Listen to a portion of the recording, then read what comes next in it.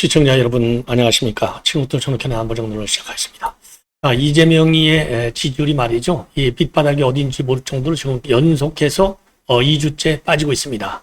자, 이 영향은 여러분들 잘 아시다시피 조국 사면이 2030층을 중심으로 해서 불을 질렀고요. 그리고 주식 지금 대주주 50억에서 10억으로 내리는 거, 이거는 4050 세대를 자극했어요.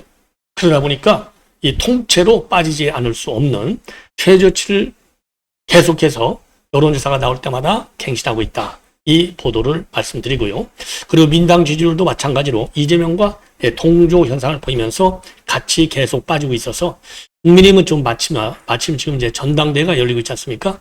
그러다 보니까 국민의힘하고 민주당과의 지지율 격차가 오차 범위 내로 줄어들었다. 자, 그래서요, 지금 호남이 난리가 났어요. 그래서 지금 빠지는 지역을 보면 호남에서 많이 빠지고 있고, 연령별로 보면 20대, 30대, 40대, 50대 모조리 빠지고 있습니다. 예. 그리고 또 안방이라고 볼 수 있는 경기, 인천 측에서도 대대적으로 빠지고 있어요. 예. 그래서 요 내용을 여러분께 말씀드리겠는데, 그러면 이제 내주쯤은 올라가겠느냐? 제가 보기에는요, 내주가 되면 더 빠질 확률이 크다. 왜? 일본하고 미국하고 정상회담이 있는데요. 일본하고 정상회담은 그 본전 정도는 건질 수 있을지 모르겠지만은 미국하고 정상회담은 본전을 건지기도 굉장히 어려울 것이다. 이게 전문가들의 평가입니다. 자, 그렇기 때문에 요게 계속 빠지면요. 결국 이제 10월 초선이면 추석이 이어지고, 그리고 이제 9월 26일 날 미국에서 돌아오면은 이제 결국은 9월로 넘어가면 계속 빠질 확률이 매우 크다. 그 이유는요, 지금 모든 악법, 그러니까 이제 우연성도 있고 독소장도 너무 많고, 그 악법인 이 법들이요, 모조리 전부 다 강행 통과되고 있어요. 이게 바로 뭡니까? 이래서 윤 대통령이 계엄을 하지 않을 수 없었다는 거 아니겠습니까? 그러니까 이제 악법 시행 과정에서 민심이 또 민심이 불타오를 수밖에 없어요. 분노의 민심이. 그래서 앞으로 계속 빠질 수 있어요. 그 이유는 오로지 지금 이재명 정부는 누구만 보고 정치합니까? 문재인 정권보다도 더 심한 갈라치기를 하고 있어요.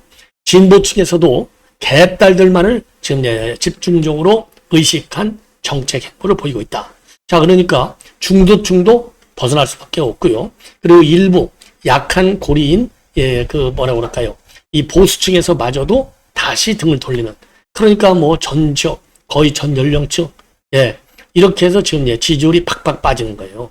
한동안 즐거움을 가졌었지만은 항상 쓴 약을 먹어야 돼요. 그러니까 지금 여전히 조국 사면, 윤미향 사면, 요게 누구를 의식한 겁니까? 오로지 개딸들만 의식한 거 아니에요. 그러니까 이제 중도층과 그다음에 2030 세대들이 고개를 돌리는 거예요. 이 엄중한 민심의 분노를 이재명 정부는 무섭게 알아들어야 되겠다. 그러니까 이재명을 비판하는, 그러면 말이죠, 가짜뉴스다, 허위다, 그러면 징벌적 손해배상을 청구하겠다는 겁니다. 그래서 완전히 입을 틀어 막겠다는 거거든요. 이것도 감점 요인 중에 하나가 아닌가, 이렇게 생각이 들어요. 자, 그래서 이 지지율과 관련해서 또 말씀을 드리고, 이렇게 지지율이 떨어다 보니까 제가 보기에는요, 지금 광화문에서, 그리고 서울역에서 8.15 광복절, 서울역에서 있었던 8.15 광복절에는 수도권 우리 국민을 대상으로 다 모여달라. 이게 이제 대국본과 전광훈 목사님의 주장이었었죠. 어마어마하게 많이 모였어요. 지금 이제 주최적으로 보면 서울역에는 무려 10만 명이 모여들었다. 이렇게 주장하고 있고요. 그리고 이제 어제 있었던 광화문 행사, 16일 날이죠. 이 광화문 행사는 또 한 100만 명이 넘게 왔다. 또 일각에서는 또 1000만 명이 왔다 그러는데, 제가 보기에는요, 100만 명이 넘게 보입니다. 그래서 제가 맨 먼저 이거를 보도해드릴 때만 하더라도요, 이게 제대로 된 사진을 레거시미디에서 아예 다루질 않아. 그래도 다루더라도 한 줄밖에 안 다뤄요. 이러다 보니까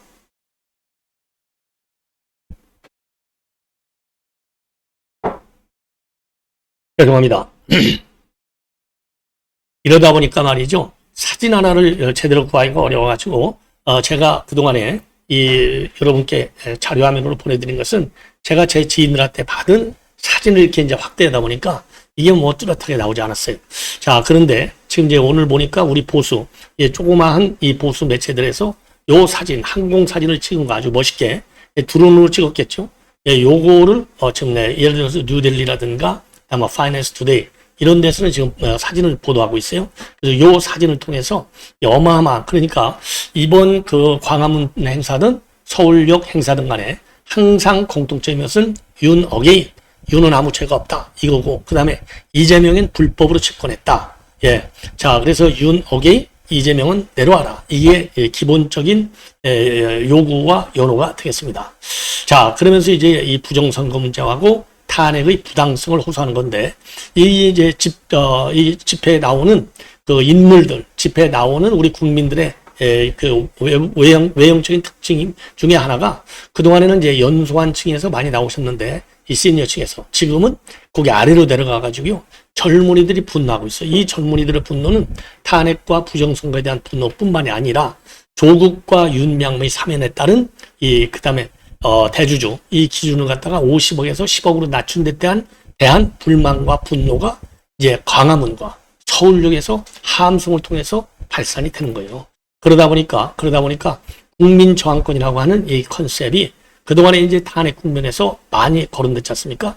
이 국민 저항권이 지금 이제 이 전광훈 목사님은 이제 조심해요. 이 얘기를 잘못 쓰면 또 걸려들어. 이것 때문에 서부지법 사태를 선동했다. 예, 그래가지고 지금 이제 수사를 선상에 올라와 있잖아요. 최근 들어서 이제 압수수색도 받고 있고, 그러다 보니까 전광훈 목사님의 입에서는 국민 저항권이라는 건 나오지 않았지만은 집회에 참석한 우리 우파 시민들은 국민 저항권을 불살르자 이렇게 지금 호소를 하고 나선 겁니다. 예.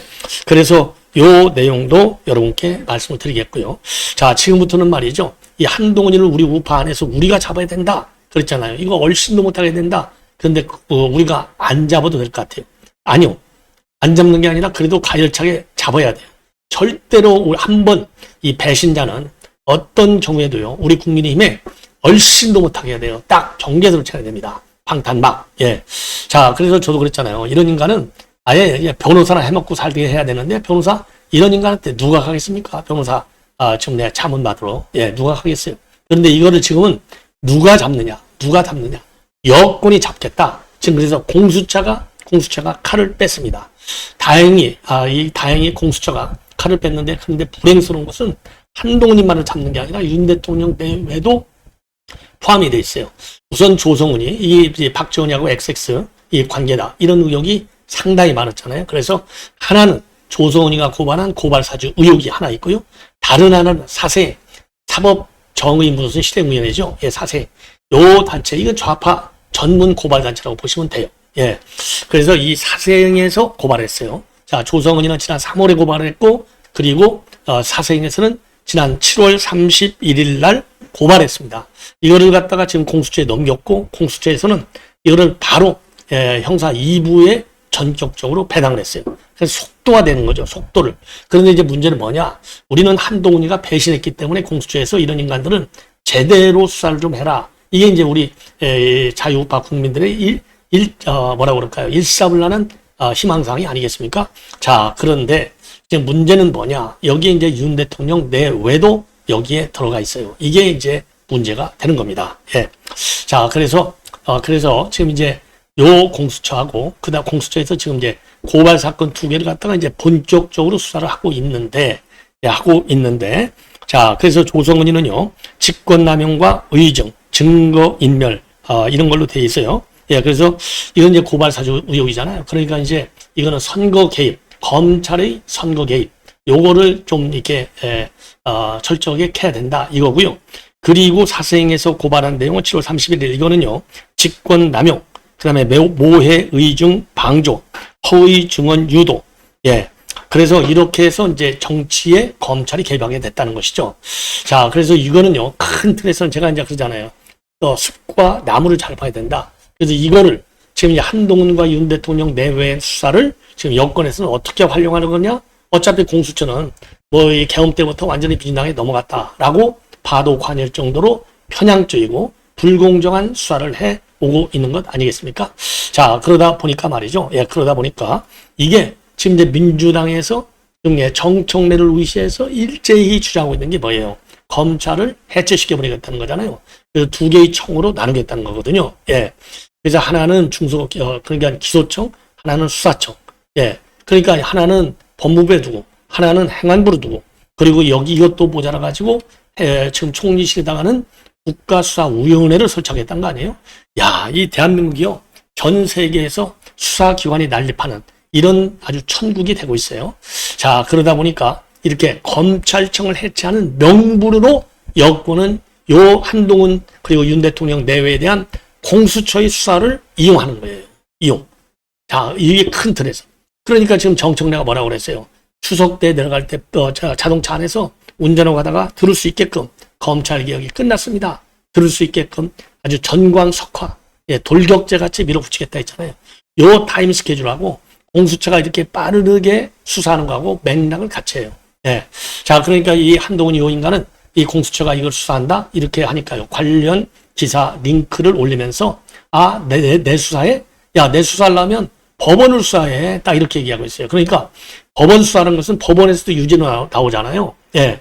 그동안에. 왜 그런 게 조국도 유죄받았고, 윤명희도 다 유죄받았잖아요. 예. 그리고 이제 그 황운하 이 사건의 경우에는 이 고법에서부터 뒤집어졌어요. 왜? 고법과 대법이 좌파 판사거든. 그러니까 무죄를 때려버린 겁니다. 근데 이제 1심에서 유죄가 나왔잖아요. 이것도 여권에서 이거 정치 기소를 했기 때문에 유죄가 나온 거다. 이렇게 보는 거거든요. 그러니까 검찰의 정치적 중립성의 위반, 그리고 정치적 독립의 위반, 그리고 정치의 노골적인 개입, 그리고 검찰의 검찰권, 직권 남용 이런 걸로 몰아서 검찰청을 갖다가 이 해산하는 두 개로 분리시키는 요 기제로 활용하려고 하는 정치적 의도를 갖고 있기 때문에 공수처에서 속도를 내는 겁니다. 순수하게 한동훈과 그다음에 윤 대통령 내외만 잡겠다라고 하는 범죄학적 측면이 아니라 정치공학적 측면에서 여권에 정말 이 뭐죠? 밑밥을 깔아주는 거예요. 이거 봐라. 이거 한동훈이하고 윤 대통령이 직권을 남용해서 검찰총장으로 있을 때, 이 중앙지검으로 있을 때 직권을 남용해가지고 이 정치검찰이 말이죠. 정치기소, 조작기소, 그 바람에 조국이가 희생당한 거 아니냐. 요 결론을 만들어 주려고 이런 수사를 하고 있다라고 하는 게 의혹의 상당 부분이 되고 있고 이게 비판의 핵심이 되고 있는 겁니다. 이게 이제 우리 우파 법조에서 나오는 비판의 핵심이 되겠습니다. 예. 자, 그래서 지금요 이런 것들이 이제 내주의 광화문 집회에서 이제 이 조국이 지금 2019년도 지금 광화문 집회의 원조는요 조국 때문에 생겼다라고 해도 과언이 아닐 정도인데 광화문 집회가 바로 이런 조국인 이런 인간 때문에 더 앞으로 폭발력을 갖게 될 것이다. 그래서 이번 주말에 연휴 때 있었던 광화문과 서울역 중심의 우리 우파 시민단체의 이런 집회 지금 확산되는 추세 있잖아요. 그러니까 이제 국민 저항권으로 이루어지는 거예요. 결국은 기승전.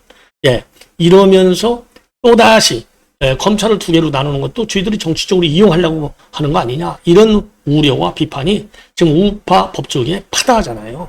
결국은 이게 도돌이표로 흙탕물을 치기는 것이 아닌가. 이런 우려가 제기되지 않을 수 없습니다. 예, 그러면 말이죠. 우선 도표를 통해서 말이죠. 요 지금 그 뭐죠? 지지율 내용을 여러분께 말씀을 드리겠습니다. 자, 이게 보면은요. 이게 이제 6월 두 번째 주 취임 이후 얘기가 되겠는데요.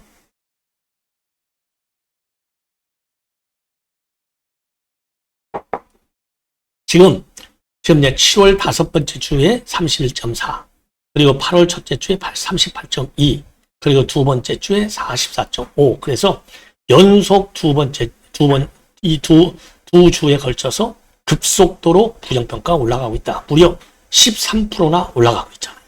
그리고 긍정평가는 63.3에서 연속 2주 내리막길 최저치 51.1. 그러니까 취임 이후 최저, 긍정평가도 최저, 부정평가는 최고. 자, 이렇게 지금 빠지고 있는 그런 상황이 됐고요.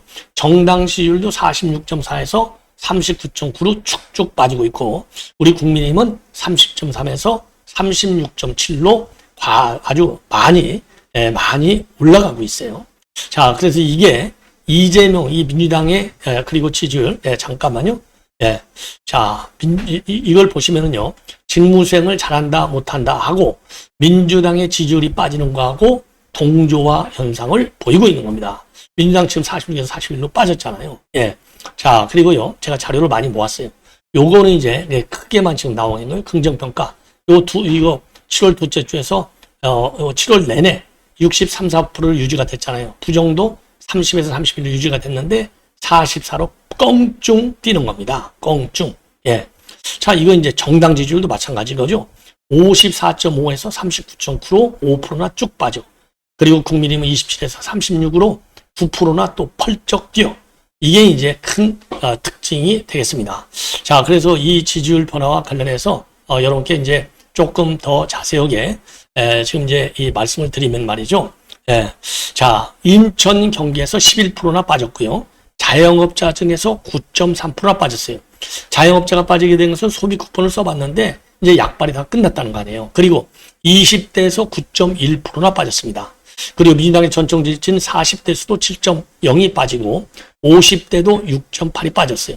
중도층도 6.6이 빠지고 충청도에서 6.4, 서울에서 6.2가 빠졌습니다. 예, 어마어마하게 빠진 것이죠. 예, 자, 그래서 이렇게 하락하는 것은 민주당 하락은 이재명 하락하고 맞물려 있다. 그래서 전통적 지지층인 호남 지역과 인천 경기에서 지금 많이 빠지고 있다는 것이고, 국민의힘 경우는 이제 전당대에 대한 관심이 증가, 그리고 특사 비판에 대한 공세, 그리고 이제 김건희 여사 수사, 그 다음에 국힘 당사 압수수색에 대한 반발이 보수층 결집을 유도하면서 지지층 상승 효과로 이어지고 있다. 예, 이렇게 지금 평가가 되고 있는 그런 상황이 되겠습니다.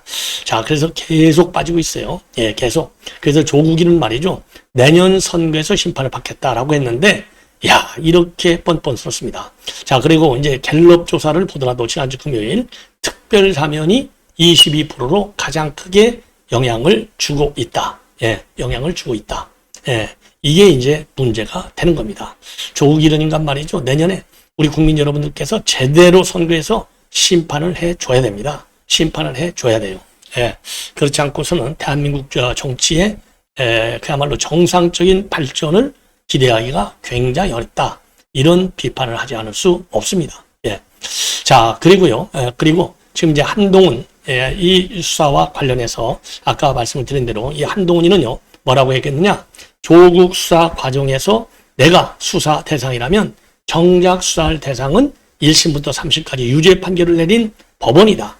예, 법원이다. 그러니까 내 수사가 법원에서 유죄 판결 받았으니까 정당한 거잖아. 근데 왜 정치적으로 조국 멸문지하려고 정치적으로 검찰의 수사권을 남용했다고 나를 고발까지 하느냐? 고발한 너희들이 잘못된 거야. 이런 지금 맞장을 띄고 있는 상황이 되는 겁니다. 예. 자, 그래서 이 조국이가 말이죠. 공식적으로 이재명 정부의 성공과 윤석열 이 대통령의 윤석열 내란 중심으로 해서 정치 복귀를 하고 내년 선거에서 지금 심판을 받겠다. 이렇게 주장하고 있는데, 야, 빤뻔스럽기가 참 이만저만이 아니네요. 자, 그래서 지금 6명을 사세행, 그러니까 이 사법정의 바로세우기 시민행동 사세행, 사법정의 바로세우기 시민행동이 7월 31일 날, 그러니까 이제 한동훈 윤 대통령, 그 다음에 검찰 수사관 3명, 그럼 5명이잖아요. 여기에 최성해 전 동양대 총장, 이렇게 해서 6명을 고발했어요. 이 고발이 직권남용, 모해의중 방조, 허위증언 유도, 예, 정치적 개입. 그래서 이제 최성해 총장한테 말하면 이 허위증언을 하도록 유도했고 그 대가로 비례대표 상위 순번을 줬다. 이렇게 지금 지적을 하고 있습니다. 예, 이렇게 이제 고발 취지가 되어 있어요. 자, 이것이 이제 상당한 또 논란을 야기할 것이고, 그 다음에 지금 이제 요 집회 관련 이거 보십시오. 이게 뭐 광화문인데 16일 광화문이 되겠습니다. 빽빽하죠? 예, 빽빽해. 이제 제대로 나오고 있어요. 이거 보십시오. 이게 100만이 모였다는 거 아니겠습니까? 이게 이제 광화문 이 동아면세점이고 말이죠. 이거 뭐 어마어마하잖아요. 예, 꽉 입조의 여지가 없어요. 또 요것도 보십시오. 이것도 좀 보십시오. 예, 요거 저 경복궁까지 꽉 찼죠? 예, 이거 보시오. 얼마나 많이 나왔어요. 이게 100만이 넘게 지금 모였다. 자, 이래서 말이죠. 이건요, 어마어마하죠. 자, 이걸 보시면, 여기에 이제 촛불행동은 말이죠. 촛불행동도 집회를 가졌어요. 촛불행동도 집회를 가졌지만, 여기는 불과 500명밖에 안 모였다는 겁니다. 500명. 야, 이거 참, 대단하죠. 그러니까 뭐 압도적으로 압도적으로 우리 우파 집회가 대단히 성공했다. 자, 그래서 100만 명 모였는데 현장에서는 이재명 퇴진, 국민저항 개시 구호가 울려 퍼졌습니다. 예. 자, 그리고 이 전광훈 목사는요, 나는 성경에 미쳐 살았고 역사에 미쳐 살았다.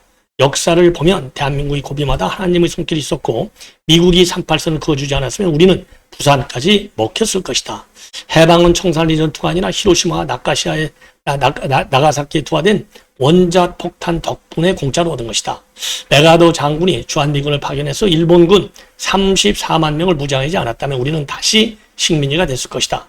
이승만 대통령은 자유민주주의, 자유시장경제, 한미동맹, 기독교 이권으로 대한민국을 세웠고 박정희 대통령은 새마을운동으로 경제를 일으켰다.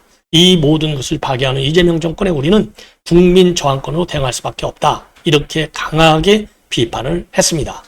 그리고 지금 한경수 3사 구국 동지회장도 헌법을 무시하고 국가안보를 해체하려는 범죄 정치 세력은 결코 용납할 수 없다. 대북방송 철거, 전작권 환수, 언론 왜곡은 모두 제2의 베트남화를 향한 수순이다. 이제 남은 건 국민 저항권뿐이다. 그리고요, 청년 세대 참여도 엄청났어요. 자, 그래서 서국일 청년 대표는요, 언론을 믿고 살던 내가 진실을 마주한 순간 거리로 나올 수밖에 없었다. 전날 동대문에서 서울역까지 청년들과 행진했고 오늘은 광화문에 섰다. 이재명 여권이 퇴진할 때까지 멈추지 않겠다. 그리고요, 이강산 자유통일당 사무부총장도요, 연방제를 주장하며 전체주의를 정당화하려는 친북 성향의 이재명 정권은 이제 기독교까지 탄압하려 든다. 자유통일당은 여의도에서 다윗처럼 이 위기를 맞서 싸울 유일한 정당이다.